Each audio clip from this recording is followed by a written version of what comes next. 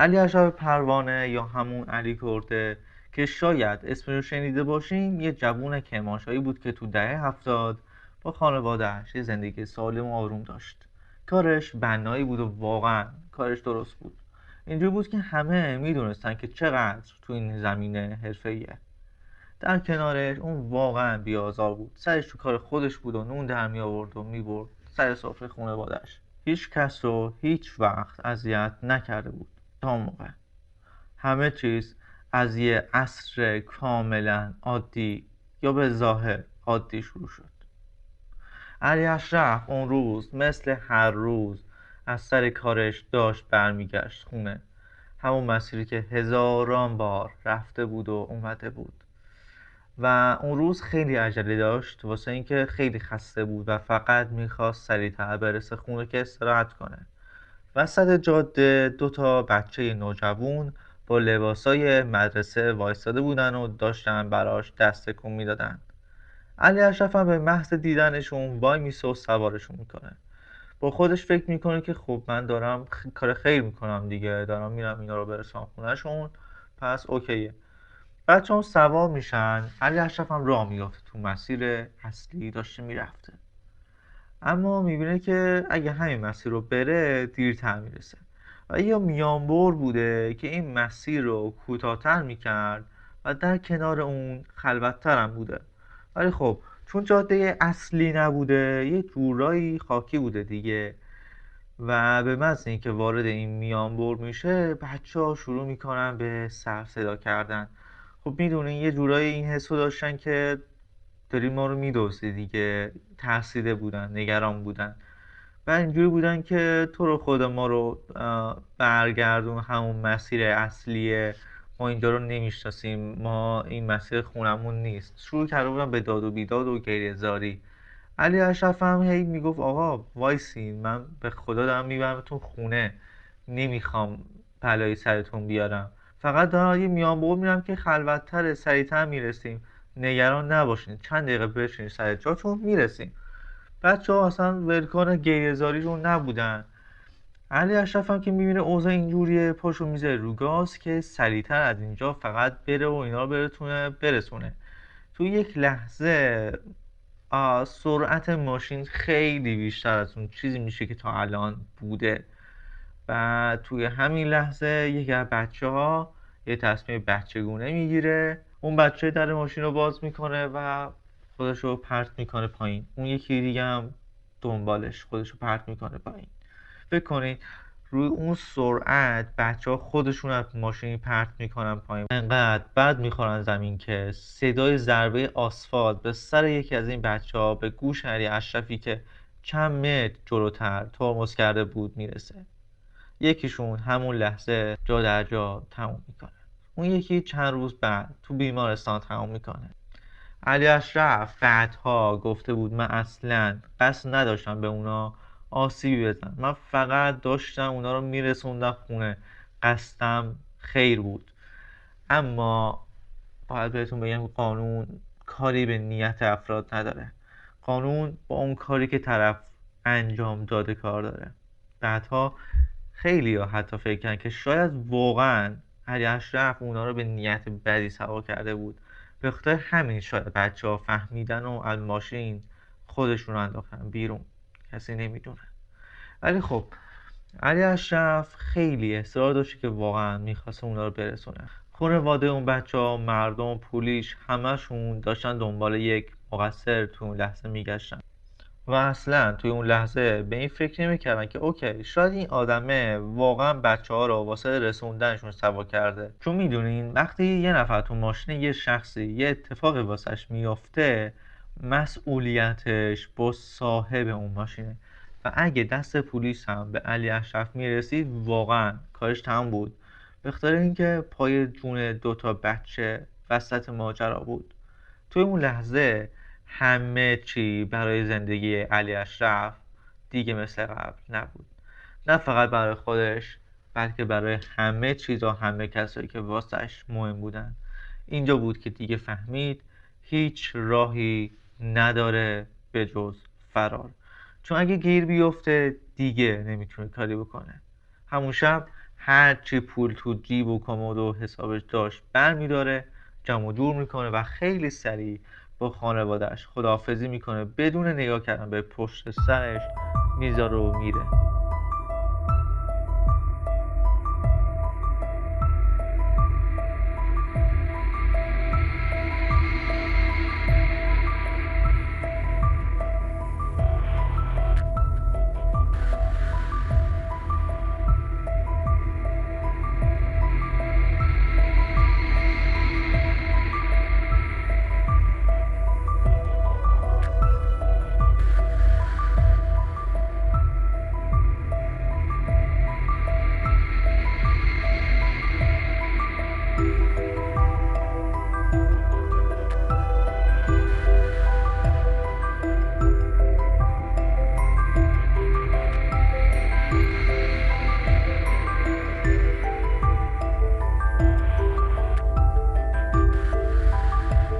علی اشرف تصمیم داشت که بره تهران و اونجا دوباره به کار بناییش ادامه بده. چند تا دوستم اونجا داشت که میتونست مثلا از اونا بره کمک بگیره، بتونه مثلا راحت‌تر خونه پیدا کنه، کار پیدا کنه. ولی خب از لحظه‌ای که پاشو میذاره تهران دیگه از اون علی اشرف ساده و بی‌دردسر خبری نیست. به خاطر همه اتفاقاتی که پشت سرش گذاشته بود زندگیش دیگه مثل قبل نبود. این استرس و ترس و نگرانی و تجربه‌هایی که داشته و اینکه میدونسته پلیسا دنبالشن یه جایی بالاخره گیرش بندازن، در کنار اینکه باید خودش رو توی اون شهر میگردون، واسه خودش نون در می‌آورد، جای خواب پیدا میکرد، یک به بعد میکرد که شناسایی هم نشه. کلا زندگیش خیلی عجیب غریب شد زمانی که دیگه رفت تهران. حالا 3 تا دوستم اونجا تو تهران زندگی میکردن دیگه، 3 تا دوستش. اون 3 تا هم مثل علی اشرف بنا بودن و کار بنا میکردن. 3 تایی با هم دیگه خونه کارگری گرفته بودن تو منطقه تهران. علی اشرف هم میره پیششون، الان دیگه با هم 4 تایی زندگی میکنن توی اون خونه. ولی واسه علی اشرف زندگی توی تهران هیچ وقت ساده نبود. فشار اقتصادی که یهو رو سرش خراب شده بود، بعد نمیدونه چجوری باید از پس هزینه توی تهران بر بیاد، یعنی از هر جهت تحت فشار بود و حال روحیش هم اصلا خوب نبود. حالا ماجرا فقط واسه علی اشرف اینجوری نبود، برای اون 2 تا دوستش هم به همین مقدار زندگی سخت شده بود و داشتن شرایط سختی رو میگذروندن. حالا به جز اون قسمتی که حالا پلیس دنبال علی اشرف بود، بقیهشان داشتن زیر فشار زندگی جون میدادن واقعا. بعد همشون با هم میشستن یه وقتایی حرف میزدن، میگفتن آقا ما چرا نمیتونیم هیچ وقت از پس مخارج خودمون بر بیایم، با اینکه صبح تا شب داریم این همه سخت کار میکنیم، همه تلاش میکنیم. همش داشتن این صحبت ها با هم تو روزهای مختلف انجام میدادن، تا اینکه یه روزی اومدم نشستن دور هم دیگه به نتیجه مشترک رسیدن. نتیجه مشترکشون چی بود؟ این بود که ما دیگه نمیتونیم این زندگی رو ادامه بدیم و بیاین تصور کنید که چقدر زندگی باید بهشون فشار آورده باشه که هر 4 تاشون بخوان دست به همچین کاری بزنن و همچین اقدامی بکنن. بعد از یه مدت طولانی درگیر ایده‌های مختلف بودن واسه اینکه چجوری خودشون رو تموم کنن. بعد یکیشون مثلا میومد میگفت که آقا بیاین سم بخوریم، اون یکی دیگه میگفت نه بیاین شیر گاز رو باز بذاریم، اینجوری راحت‌تر خلاص میشیم و اذیت نمیشیم. یه روز علی اشرف بقیه جمع میکنه میشونه کنار خودش و میگه بابا این زندگی که به حال ما وفا نکرده، کسی هم که دلش برای ما نمیسوزه، ما هم که دیگه به آخر خط رسیدیم و دیگه چیزی واسه از دست دادن نداریم، میخوایم کار خودمون تموم کنیم دیگه. اوکی بیاین یه واسه آخرین بار یه حرکت درست حسابی بزنیم تو زندگیمون، یعنی یه بار تلاش کنیم زندگیمون رو عوض کنیم. اگه شد که شد، اگه نشد بیایم بریم خودمون رو تموم کنیم. حرکتی که علی اشرف بهش فکر کرده بود سرقت مسلحانه بود. حالا شاید باورش سخت باشه، ولی 2 نفر دیگه بلافاصله باش موافقت میکنن. ولی یکی از اونا همون لحظه تصمیم میگیره که کلن راهش از اینا جدا کنه. میگه من اصلا نیستم تو این خونم، زندگی نمی کنم، میرم از اینجا. یعنی اون نفر چهارم نمیدونم که حالا زندگی خودش رو تموم کرده یا نه، ولی چیزی که میدونم اینه که مرگ رو به سرقت مسلحانه ترجیح داده. جالب بود یه ذره واسم، حداقل تو اون محیطی که همه مثل خودش هم این یه تصمیم گرفته که نه من میمیرم ولی همچین کاری نمیکنم. تصمیم قشنگ و جالبی بود. حالا من خبر ندارم که ایشون خودکشی کرده یا نه. بعد خب الان شده بودن یه گروه 3 نفره، داشتن یه نقشه واقعا جدی و بزرگ میکشیدن واسه یه در واقع سرقتشون. بعد به این نتیجه هم رسیده بودن که خب دیگه الان دیگه همه چی آماده است، فقط مونده اسلحه. به این فکر بودن که ستایی چجوری میتونن یه اسلحه تهیه کنن. حالا منم نمیدونم چجوری میشه اسلحه پیدا کرد والا بهتون میگفتم، ولی فکر کنم گرون باشه هر چی که هست، چون بعد اصلا میدونی کسی که پول تهیه کردن اسلحه رو داشته باشه دیگه تو خرج روزانش دیگه نمونده دیگه، میدونید. ولی فکر کنم که ستایی اگه پولشون رو میذاشتن رو هم شاید میتونستن مثلا اسلحه بگیرن. به هر حال من از قیمت اسلحه متاسفانه خبر ندارم، ولی به هر روشی که بوده و تونستن اسلحه رو تهیه کردن، بقیه وسایلشون رو تهیه کردن. علی اشرف شد رهبر گروه و گفتش که من مسئولیت تمام این گروه رو به عهده میگیرم و از همون موقع شروع کردم به سرقتشون.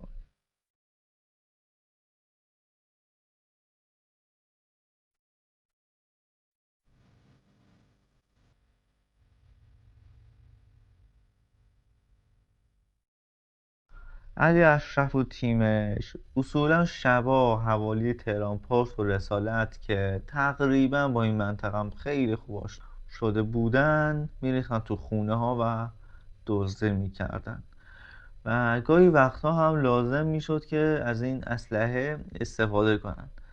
حالا به طور رسمی تایید نشده ها، ولی مثل این که میگن چند نفر بیگناه تو این سرقت ها کشته شدن.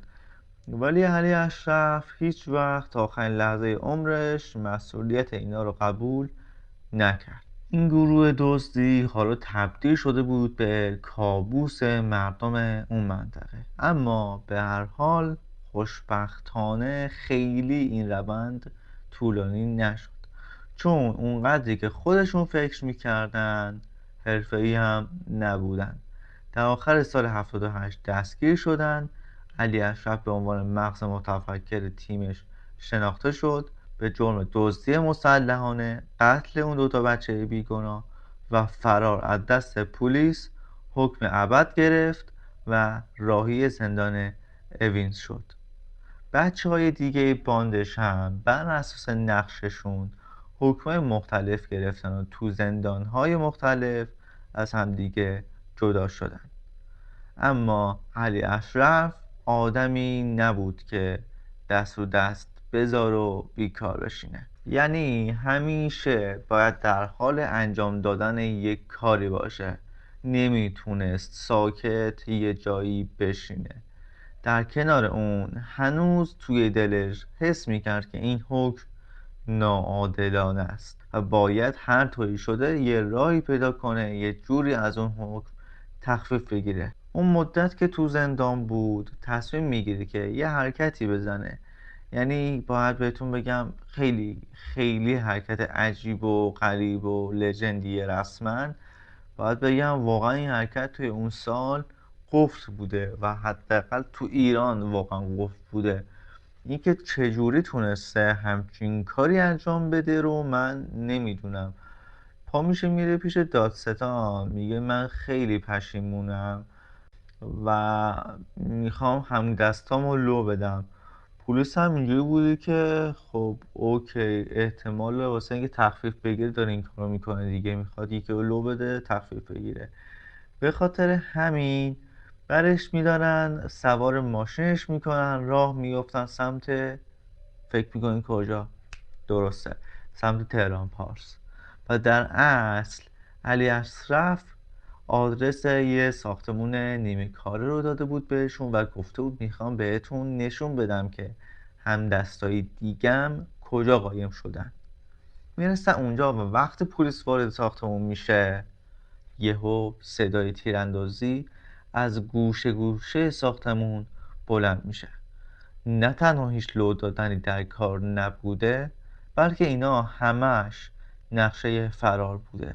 علی اشرف از تو زندان هماهنگ کرده بود که 3 آدم مسلح برن توی اون ساختمون و خب بهشون سپرده بود که چه تایمی قراره بیان، چه جا قراره بیان، چند نفر قراره که باش علی اشرف بیان و بهشون گفته بود که هر کدومتون وایسین یک گوشه‌ای که قراره پلیسا رو بیاریم اونجا بتونیم غافلگیرشون کنیم. یه ذره شلوغکاری میشه و علی اشرف هم میتونه فرار کنه. پلیس هم که اصلا آماده این ماجرا نبوده با خودش گفته که خب اوکی دیگه، داریم میریم یه نفر رو دستگیر کنیم دیگه، اتفاق خاصی نمیافته. همین که دوستای علی اشرف دست و پای پلیسا رو میبندن، اسلحه هاشون رو میگیرن، کسی رو نمیکشن و با علی اشرف فرار میکنن.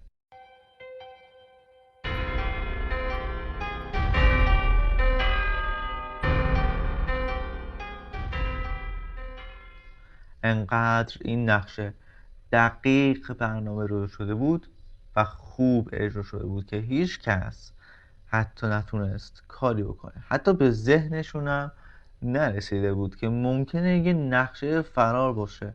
حواسمون رو جمع کنیم، یعنی حتی خوبم نقش بازی میکرد، انقدر که پلیس شوکه شده بود که نمیتونست باور کنه یکی این کارو کرده. و پلیسا اینجوری بودن که کسی که جرأت کشیدن همچین نقشه‌ای رو داشته و اجراش کرده انقدر قدرتمند و اینکه اصلا چی میگن مولا درزش نمیره، قدم بعدیش چی میتونه باشه؟ یه دوز قاتل که حالا کلی اسلحه دستشه و از قضا اسلحه ها واسه پلیسه.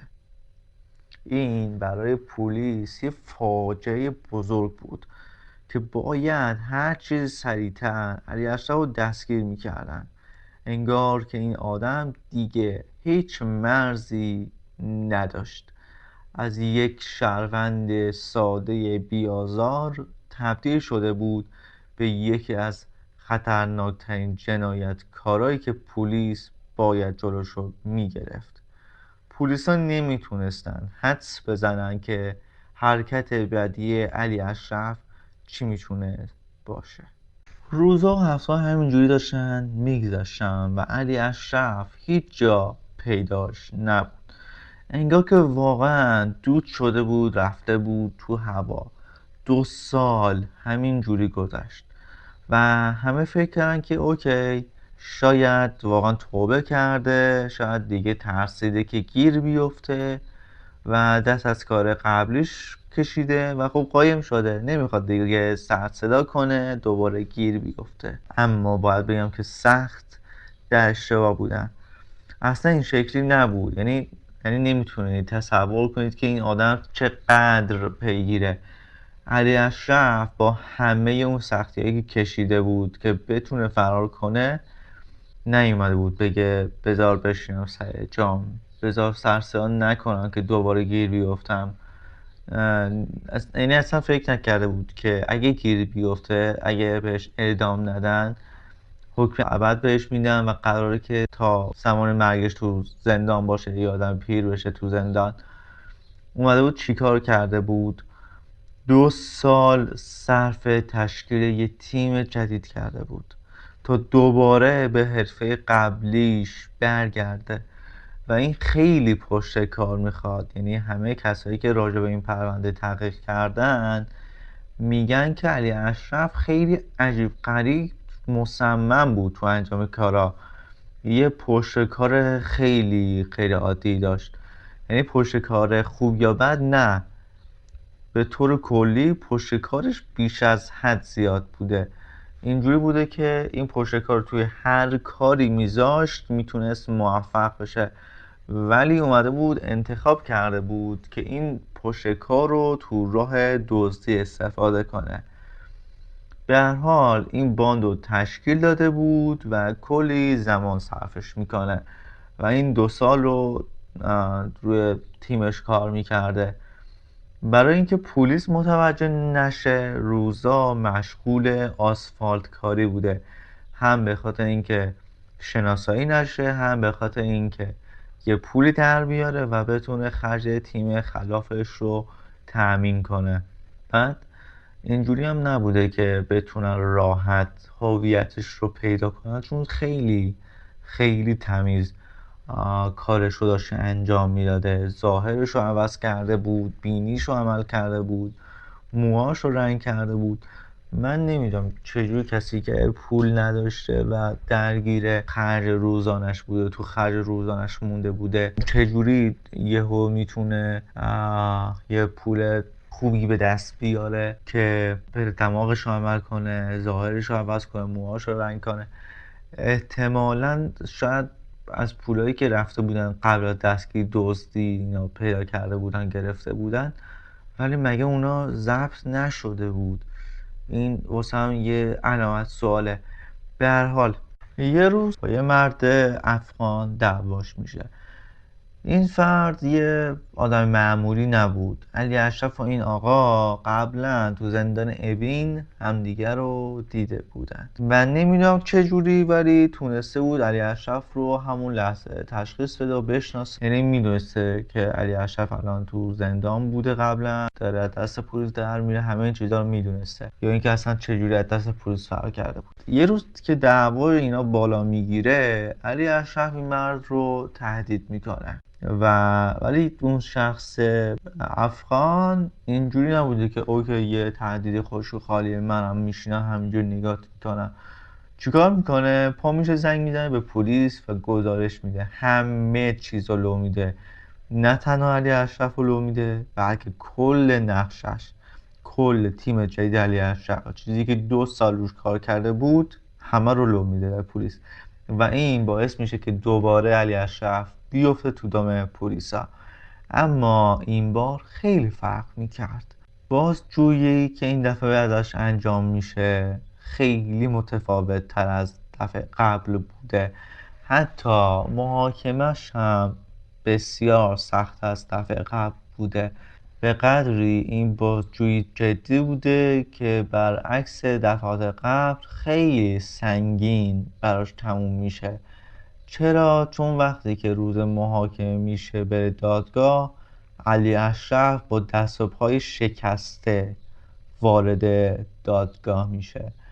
این دفعه به خاطر حکم قبلیش که ابد گرفته بود و بعد از اون فرار کرده بود و کارهای بعدش، بهش حکم اعدام میدن و میفرستنش زندان رجایی شهر کرج.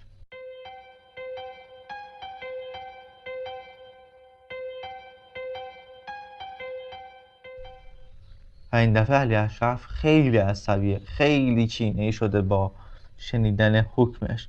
اونقدر جدی میشه که جلوی همه تهدید میکنه به قاضی و دادستان که بالاخره اینو یک روزی تلافی میکنم، من دوباره کارمو ادامه میدم و نمیذارم همینجوری اینجا تموم بشه و همین حرفا. دیگه فکر کن چقدر پیشرفت کرده بود که دیگه داشته واضحا تو دادگاه به قاضی تهدید میکرده که من هم چی کاری میکنم، تو هم نمیتونی کاری بکنی. حالا باید بهتون بگم که زندان رجایی شهر کرج به هیچ عنوان یه زندان معمولی نیست. یه جهنم واقعی به حساب میاد، به قدری که معروف به عجایب شهر.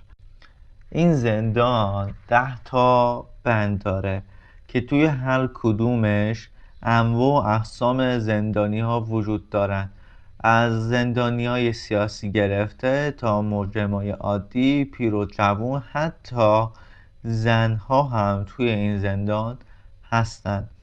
و باید بهتون بگم که این زندان 2 تا دیوار داره، یعنی یه دیوار داخلی و یه دیوار خارجی. اون دیواری که از بیرون مردم میبینن اون دیوار خارجی است که 9 تا برجک هم داره و سر تا سر هم سیم خاردار داره که به اون سیما هم برق وصله. و دیوار اصلی زندان داخل این دیواره که داخلش ساختمونای زندانه، مثل بخش اداری، حیاط، هواخوری، سالن ملاقات و چیزای دیگه. رجای شهر با تدابیر خیلی شدید امنیتی درست شده و واسه اینکه زندانیا نتونن با سربازا رفیق شن، هر 2 هفته یک بار سربازای اونجا رو عوض میکنن، نمیذارن که سربازا طولانی مدت اونجا بمونن. واسه همین فرار از اونجا تقریبا یه جورایی نزدیک به صفره. حالا چرا میگم تقریبا، نمیگم چرا قطعا صفره، واسه اینکه یه نفر تونسته فرار کنه و اون یه نفر هم کسی نیست جز علی اشرف پروانه. و خب همین جای اپیزود جا داره که بهتون بگم اگه تا الان لایکی نکردین یا سابسکرایب نکردین یا کامنت نذاشتین، با این کارا منو تو این مسیری که دارم میتونید خیلی همراهی قشنگی کنید و حمایت کنید و کمکم کنید که این مسیر رو بتونم ادامه بدم. واقعا خیلی کمک کننده است نگاهتون، کامنت هاتون و سابسکرایبتون. واقعا برمیگردیم به اردیبهشت سال 82، جایی که علی اشرف پروانه وارد زندان رجایی شهر میشه، بند ویژه محکومین به اعدام. علی اشرف طبق روال به محکومیتش توی این زندان مخالفت داشته، اینجوری که نه این حکم بازم خیلی زیاده واسه من، ولی داشته محکومیتش تو این بند سپری میکرده دیگه. و با یه نگاه ساده به سابقه علی اشرف میشه فهمید که این آدم باید دور از هر موجود زنده دیگه نگهداری کنن. چرا؟ چون که به محض اینکه با یه نفر دوست بشه، با یه نفر حرف بزنه، قرار تیم تشکیل بده که همچین آدمی بوده. حالا که علی اشرف توی این موقع قرار گرفته، دست به یه کار جدید میزنه. تو هفته اول علی اشرف با یه آقا به اسم محمد صدیق کریمی آشنا میشه. ایشون یه زمانی توی ارتش خدمت میکرده، اما به دلایلی از ارتش اخراج میشه. چند سال بعد از اخراجش صدیق با نیروهای انتظامی درگیر میشه و توی اون درگیری شروع میکنه به تیراندازی و وسط این گروگانگیری هم انجام میشه و توی همین ماجرا یکی از نیروهای پلیس زخمی میشه و میمیره. بعد از این درگیری صدیق دستگیر میشه و دادگاه هم براش حکم اعدام صادر میکنه و حالا صدیق به اعدام محکوم شده بود، به بند 4 رجایی شهر منتقلش کردن، یعنی همون جایی که علی اشرف اونجاست. صدیق که فکر میکرد دیگه این آخر خطه، برای خودش مرگ رو پیش بینی کرده بود. اینجوری بود که دیگه من نمیتونم از این قضیه خلاص شم، اما یه روی خیلی قوی داشت، یه چیزی مثل علی اشرف. از همون روزای اول که افتاده بود تو زندون، صدیق هم یه هدف توی سرش داشت، میخواست یه آدم مثل خودش پیدا کنه با این هدف که بتونه با اون فرد فرار کنه، یکی که شرایط شبیه خودش باشه دیگه. کی بهتر از علی اشرف توی این زمینه؟ کسی که چند بار از دست پلیس در رفته بود، حتی یک بار هم از اوین در رفته بود. واقعا چیز کمی نیست. صدیق هم مدت‌ها تلاش کرد که دور و بر خودش چند نفر رو جمع کنه، اما آدمای قابل اعتماد پیدا نمی‌کرد و براش مهم بود که طرف یه تخصصی داشته باشه که به کارشون بیاد. یعنی یه نقش به درد بخوری داشته باشه، که اینجوری نباشه که مثلا طرف هدفش این باشه که در بره، فرار کنه به هر شکلی، ولی خب فقط بشینه یه گوشه و تماشا کنه، هیچ کاری از دستش بر نیاد. تو این راستا بود که تونسته بود یه تیم تشکیل بده، متشکل از خودش، علی اشرف و یه شخص دیگه به نام اردشیر. اردشیر کشاورز یه پا خلافکار حرفه‌ای بود برای خودش و قبل از اینکه بگیرنش دقیقا باند خودش رو داشت، مثل علی اشرف تو کار اسلحه و قاچاق مواد بود. باید بگم 50 کیلوگرم مواد مخدر اچ همراهش بود. حالا اچ منظورم همون هیروینه دیگه. اردشیر اونجا با پلیس دستگیر میشه، یه مأمور رو میکشه، ولی خب به هر حال نمیتونه فرار کنه، همونجا دستگیرش میکنن. قاضی که علی اشرف رو به اعدام محکوم کرده بود، برای اردشیر هم همون قاضی همون حکم رو صادر میکنه و بعد میفرستنش بند 4، همون جایی که علی اشرف بوده، همون جایی که صدیق بوده. این دو نفر الان پر از خشم و کینه هستن نسبت به قاضی، دادستان، و اینجوری بود که هر وقت با هم دیگه صحبت میکردن اینجوری بودن که آره منم میخوام برم از این جهنم برم بیرون تا بتونم حقمو پس بگیرم. و اولین مانعی که جلوشون بوده خود بند 4 بوده. چرا؟ واسه اینکه بند 4 پر از زندونیای محکوم به اعدام بود و شدیدترین نظارت رو توی زندان داشت اون بند، و باید بگم که حداقل فرار از این بند تقریبا محال بود. واسه همین ستایی دست به یکی میکنن، یه پولی با هم جور میکنن و با کلی کلک و داستان و اینا بالاخره موفق میشن بندشون حداقل عوض کنن، شاید راحت تر بتونن یه راهی به بیرون پیدا کنن و میرن بند 2. اما از بدشانسیشون سلولی که بهشون افتاد تو بند 2 طبقه 3 بود. یعنی فرار از اون بالا حداقل یه داستان دیگه ای بود. تصور کنید طبقه 3 هستن، پنجره همه میله داره و اصلا فرض بگید میله رو بریدن، بعد چی؟ با اون ارتفاع از 3 طبقه که نمیتونن بیان پایین، چجوری میخوان بیان؟ و اینجوری بودن که اگه ما بتونیم بریم طبقه همکف میتونیم زمین رو بکنیم بریم تو سرازیری و اینا، راحت هم میتونیم در بریم. واسه همین دوباره میفتن دنبال یه راه چاره، دوباره با کلی زد و بند و اینا یه راهی، یه جایی پیدا میکنن واسه اینکه بتونن برن طبقه همکف بند 2. این اتاق دیگه خیلی فرق داشته، دستشون بازتر بوده و انگار یه قدم به فرار نزدیکتر میشن.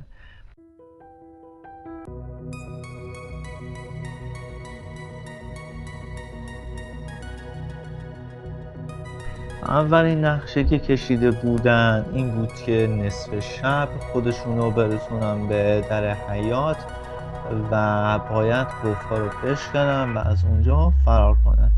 خب آره نقشهشون رو کاغذ راحت بود، ولی زمانی که در رو باز میکنن قفلا رو میشکنن چشمشون میفته به گشت شبونه و این همه زحمتشون به هدر میره متاسفانه. البته نمیدونم بگم متاسفانه یا خوشبختانه، ولی خب زحمتشون به هدر میره. این ستا برمیگردن میشینن دور هم و دوباره کلی فکر میکنن، میگن نشد که اینجوری که نمیشه، ما باید بدونیم جایی که داریم میریم تهش به کجا میرسه.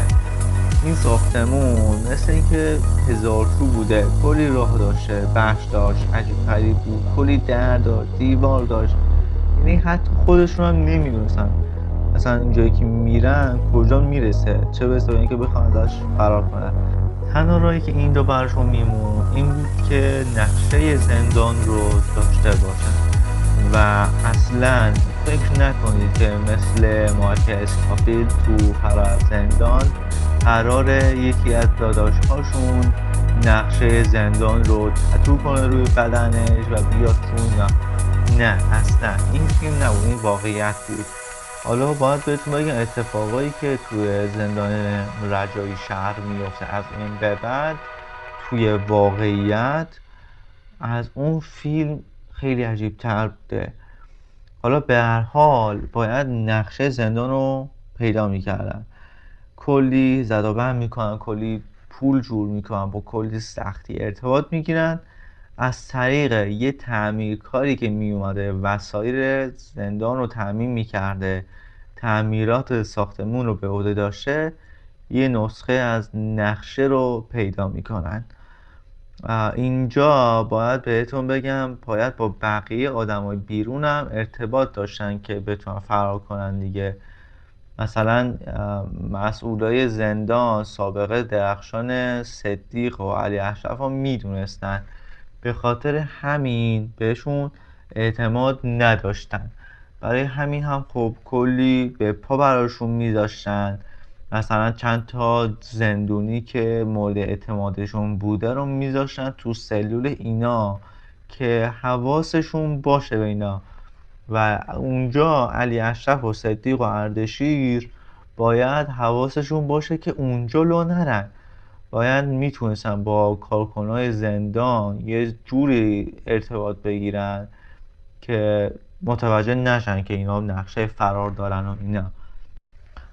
و خب یکی از سخت‌ترین بخش قضیه همینه دیگه، چون که افرادی که توی سلولشون بودن کارمندای زندان بودن یا در واقع زندانیای مورد اعتماد اون زندان بودن. اینجوری بودن که این افراد کمین میکردن برای علی اشرف و تیمش، مراقبش بودن واسه اینکه اگه چیزی فهمیدن سریع بزنن کف دست مامورا.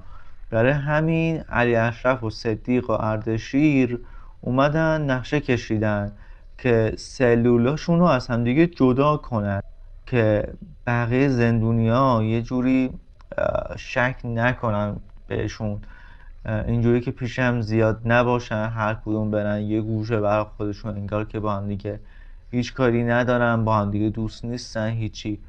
اینجوری دیگه کسی بهشون شک نمی کرد، انگار که از هم دیگه جدا بودن، صمیمی نبودن، ولی در واقع داشتن قرارشون رو میذاشتن کجا؟ توی سلول خاص. حالا که نقشه اومده بود دستشون با هم قرار میذارن یه ساعت مشخصی برن توی اون اتاقه، بعد با دقت شروع میکردن به بررسی کردن. یه حساب سرانگشتی که میکردن میفهمن که اگه بخوان زمین رو بکنن ته تهش میرسن به موتورخونه، اونم به ارتفاع 3 متر. ممکن بود که کف سلولشون و سقف موتورخونه با هم یهو برسن پایین کلا. همینجوری که نقشه داشتن بالا پایین میکردن یه فکری به ذهنشون میرسه، یه گوشه یه کاشی میبینن که مشخص میشه به تازگی کاشیکاری شده و پشت اون لوله حدس بزنید که چی بود.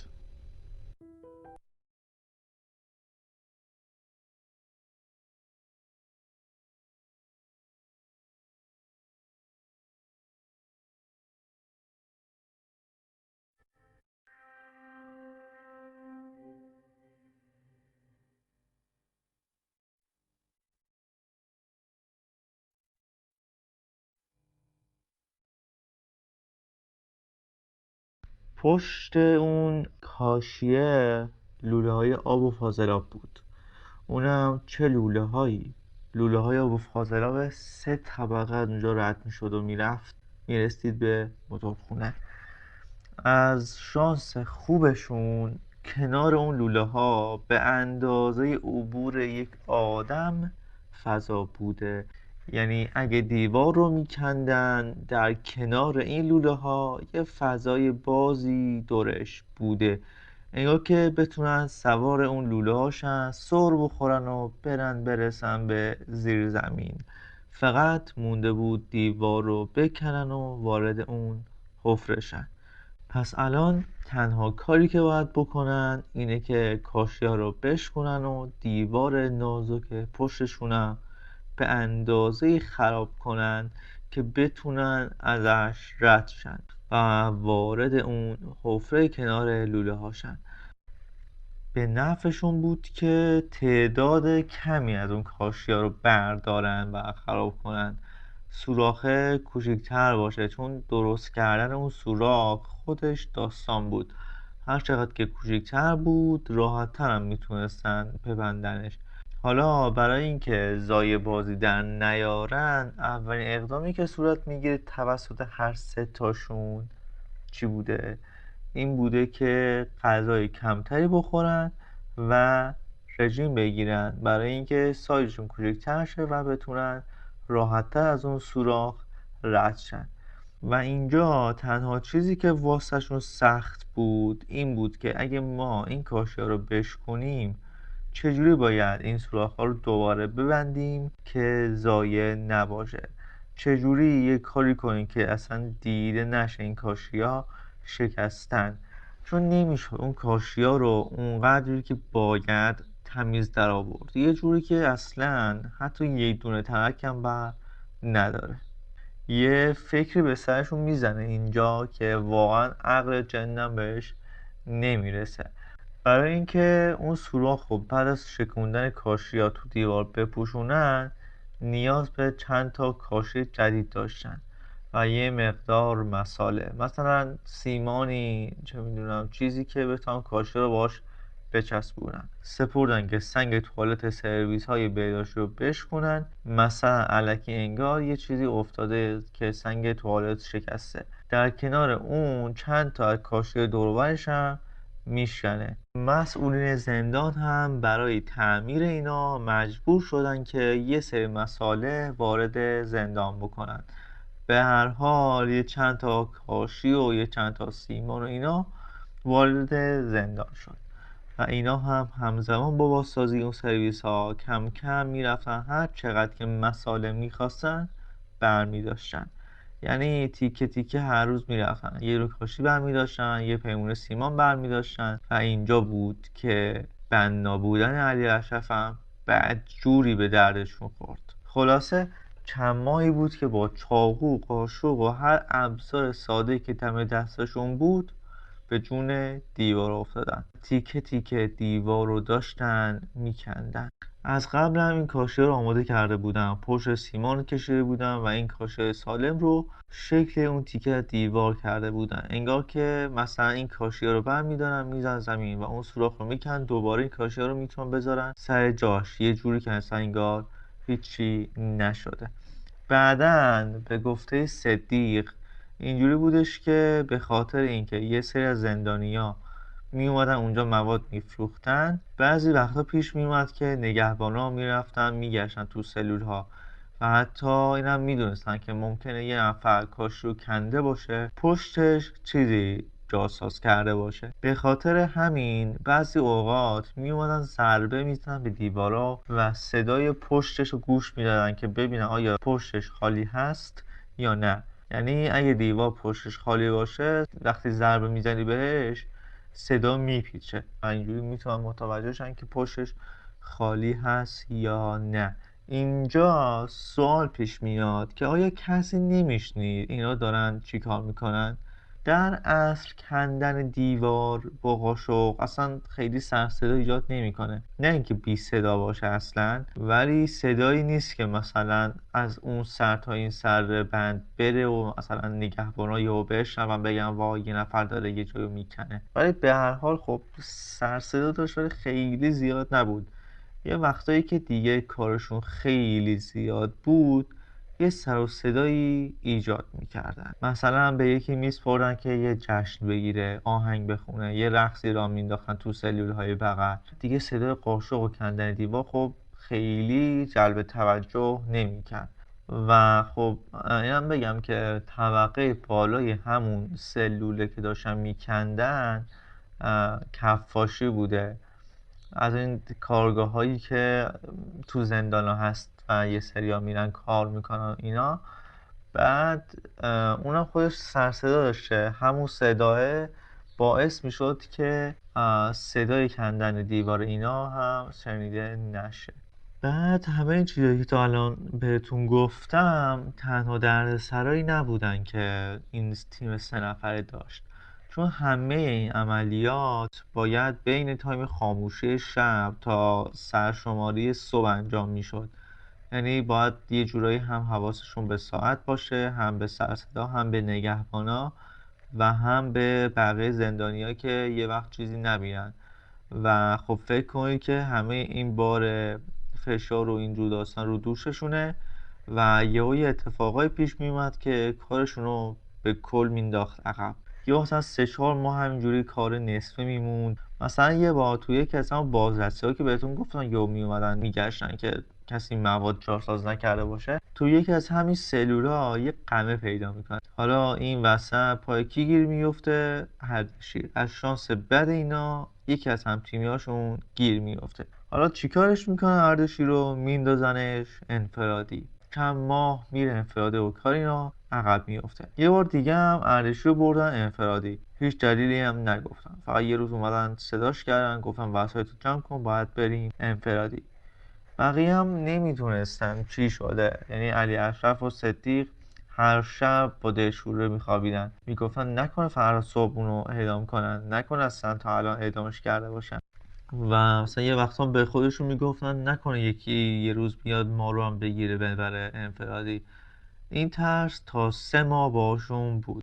3 ماه که کلی استرس کشیدن تا آخر یک روز اردشیر بی خبر برگشت. حالا یه ماجرای دیگه هم این وسط اتفاق افتاد که باعث شد که حسابی کارشون عقب بیفته. اون چی بود؟ اون وقتی بود که صدیق رو منتقل کردن به یه بند دیگه. دوباره ماجرای دیگه پیش میاد، یعنی بازم صدیق انتقال پیدا میکنه به یه بند دیگه و باز هم معلوم نبود چرا.